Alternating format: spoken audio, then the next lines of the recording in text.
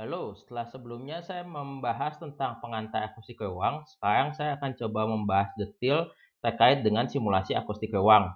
Untuk simulasi akustik ruang ini, saya akan menggunakan sebuah perangkat lunak open source yang berjudul iSimpa. iSimpa ini adalah sebuah perangkat lunak open source yang dikembangkan oleh sebuah komunitas di Prancis, dan ini adalah sebuah perangkat lunak atau software yang cukup menarik dan dapat memberikan data yang cukup banyak terkait dengan akustik ruang. Secara cara bekerja, konsep yang digunakan mirip dengan software sejenis seperti CAD Akustik atau IS, tapi yang menguntungkan di sini karena dia sifatnya open source, maka cocok digunakan untuk pembelajaran, terutama pembelajaran di kampus. Saya akan jelaskan sedikit tentang iSimpa ini. Informasi terkait dengan iSimpa bisa diakses di website ini, isimpa.ifstar.france. Di sini akan ada penjelasan tentang perangkat lunak iSimpa itu apa. Saya akan overview sedikit tentang iSimpa ini.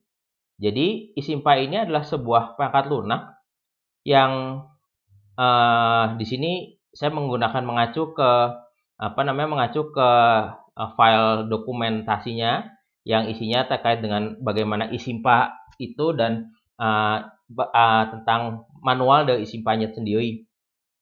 Secara umum, iSimpa ini adalah sebuah perangkat lunak yang digunakan untuk melakukan simulasi akustik ruang.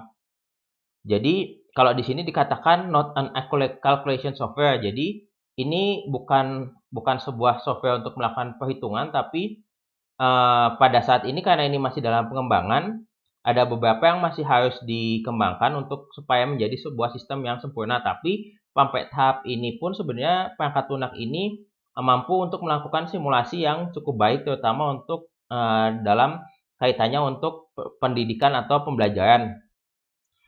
iSimpa ini sebenarnya memiliki banyak fitur. Fitur yang pertama adalah dia bisa mengimport geometri. Jadi geometrinya sebenarnya tidak perlu dibuat di dalam software ini, seperti CATT Akustik harus membuat geometrinya sendiri, IS juga harus membuat geometrinya sendiri, dan biasanya untuk importnya cenderung menjadi lebih susah kalau misalnya kita mengerjakan dengan CAT Akustik misalnya. Ini dia bisa melakukan import dari beberapa file, tapi dia hanya menerima beberapa extension seperti 3ds, STL, PYL, dan Poly. Untuk tutorial ini nanti kita akan menggunakan file yang dibuat di SketchUp. Lalu nanti kita coba import filenya menjadi file 3ds dan kita gunakan di iSimpa ini. Lalu fitur lain adalah dia bisa melakukan koreksi geometri. Jadi kalau misalnya kita menerima gambar yang ternyata meshingnya kurang bagus dan ada bolong atau ada lubang, dia bisa secara otomatis untuk melakukan perbaikan tersebut. Lalu dia juga bisa melakukan geometri aproksimasi. Jadi kalau misalnya ruangannya bolong seperti tadi, dia bisa melakukan aproksimasi kira-kira bentuknya seperti apa. Dan di sini juga iSimpa ini memiliki fitur di mana dia bisa membuat geometri dengan hanya memasukkan panjang, lebar, dan tinggi untuk ruangan yang bentuknya shoebox sederhana. Jadi kita bisa memasukkan di situ. Untuk fitur materialnya sendiri, kita bisa mengimport data dari CAD Akustik atau Audio Norm Acoustic Software. Kita bisa menggunakan database di sana yang dalam bentuk file CAD Akustik, lalu kita bisa import sebenarnya file geometrinya. Tapi kalau saya sendiri menyarankan, kemarin sempat mencoba yang dari CAD Akustik, ada beberapa yang akhirnya tidak bisa terimport dengan baik. Jadi saya lebih menyarankan kita masukkan manual saja. Untuk database ada, tapi tidak terlalu banyak. Dan ini yang sebenarnya salah satu fitur yang menarik gitu, bahwa di iSimpa sendiri untuk material properties-nya kita bisa masukkan parameter absorpsi, transmission loss, scattering, dan scattered reflection law. Jadi maksudnya adalah kalau di software seperti CAD Akustik kita hanya bisa memasukkan koefisien absorpsi dan scattering koefisien, tapi di sini dia bisa memasukkan parameter transmission loss. Jadi kita bisa melakukan kajian misalnya dua ruangan. Lalu ruangan itu misalnya ada tembok di tengahnya gitu. Dengan memasukkan parameter transmission loss-nya, kita bisa menganalisa apabila sumber suaranya di ruangan lain, lalu tembus ke ruangan yang satu lagi, dan perubahan energinya seperti apa.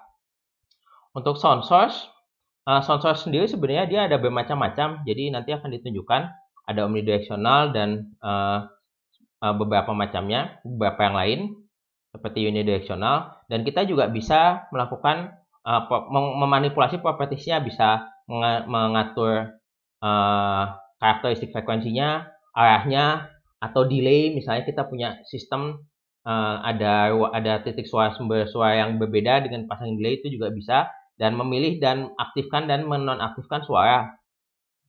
Source manipulation ini kita bisa juga menggunakan beberapa source. Jadi kita bisa mengidentifikasi mana yang di grup, lalu grup ini misalnya menyala, grup yang lain misalnya mati gitu.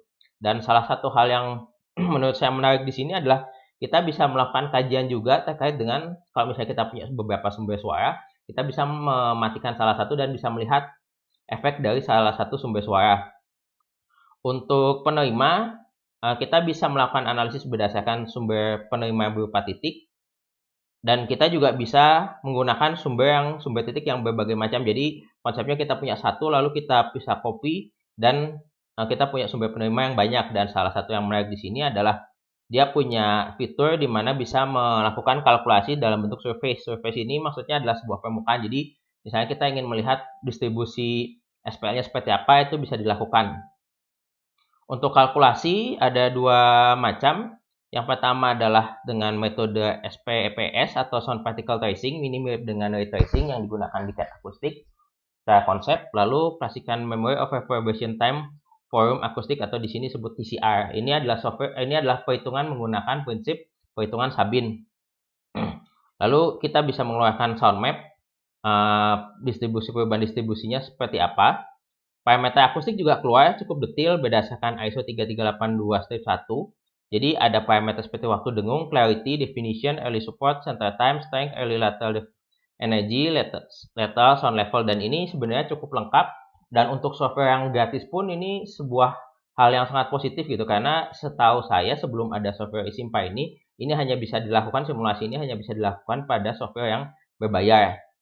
Animasi juga memiliki fungsi terkait dengan bagaimana vektor intensitinya dan particle tracing-nya seperti apa.